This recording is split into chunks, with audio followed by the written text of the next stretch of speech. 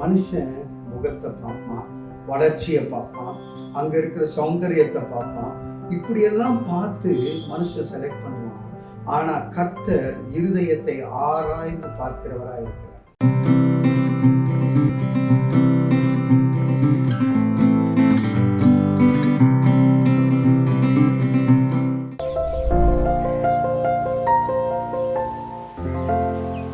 கிறிஸ்துவுக்குள் மிகவும் பிரியமானவர்களே, கர்த்தருடைய சமூகத்திலே ராஜாவாக இருந்த சவுல் தள்ளிவிடப்படுகின்றார். அவர் தள்ளப்பட்ட பிறகு சாமுவேல் ரொம்ப துக்கத்தோடு சுத்திட்டு இருக்காரு. அப்ப கடவுள் வந்து கேட்கிறாரு, எவ்வளவு நாள் நீ இப்படி துக்கமா இருப்ப? பெத்லஹேம் ஊருக்கு போ, அங்க ஈசாயின் குடும்பத்துல நான் ராஜாவா ஒருத்தரை தெரிஞ்சு வச்சிருக்கேன், நீ போய் அவங்களை அபிஷேகம் பண்ணி கூட்டிட்டு வா அப்படின்னு சொன்னதுமே சாமுவேல் அங்க வந்து பெத்லஹேமுக்கு போறாரு. பெத்லஹேம் ஈசா வீட்டுக்கு போன பிறகு ஆயத்தத்தோட போறாரு.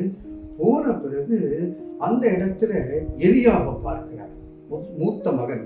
அவனை பார்த்ததுமே அவன் சௌந்தரியமும் நல்ல ஹைட்டு வெயிட்டுமா இருக்கிறதுனால இருந்தா ராஜா மாதிரி இருக்கானேன்னு அவனை அபிஷேகம் பண்ண போகும்போது கர்த்தர் சொல்லுகிற வார்த்தையை கேளுங்க. 1 சாமுவேல் 16வது அதிகாரம் 7வது வசனத்திலே கர்த்தர் சாமுவேலை நோக்கி, நீ இவனுடைய முகத்தையும் இவனுடைய சரீர வளர்ச்சியையும் பார்க்க வேண்டாம், நான் இவனை புறக்கணித்தேன். மனுஷன் பார்க்கிறபடி நான் பாரேன், மனுஷன் முகத்தை பார்ப்பான், கர்த்தரோ இருதயத்தை பார்க்கிறார் என்றார். மனுஷன் முகத்தை பார்ப்பான், வளர்ச்சியை பார்ப்பான், அங்க இருக்கிற சௌந்தரியத்தை பார்ப்பான்.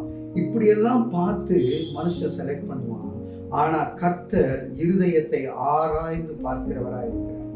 உங்களை சில நேரங்கள்ல லுக்ஸ் மே பி டிசெப்டிவ். பிரியமானவர்களே, பார்வைக்கு எல்லாம் நல்லதா தோணும், ஆனா கர்த்தர் இருதயத்தை பார்க்கிறார். அந்த இருதயத்தை மனுஷனால பார்க்க முடியாது.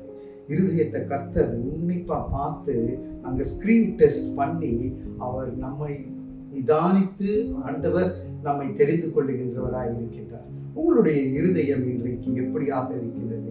மனுஷ முகத்தை பார்த்து உங்களை தள்ளி வைக்கலாம், ஆனா கர்த்தர் இருதயத்தை பார்த்து அரவணைத்துக் கொள்வார்.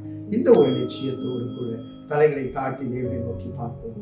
அன்பின் பரலோக பிதாவே, ஆண்டவரே, இருதயத்தை பார்க்கிற தேவனாய் இருக்கிறபடினாலே எங்க இருதயம் ஆண்டவரே எந்த தாகத்தோடு இருக்கிறது என்று உமக்கு தெரியும். எங்களை ஏற்றுக்கொள்ளும்படி நடத்தும். இயேசுவின் மூலம் ஜெபிக்கிறோம் நல்ல பிதாவே. ஆமென், ஆமென்.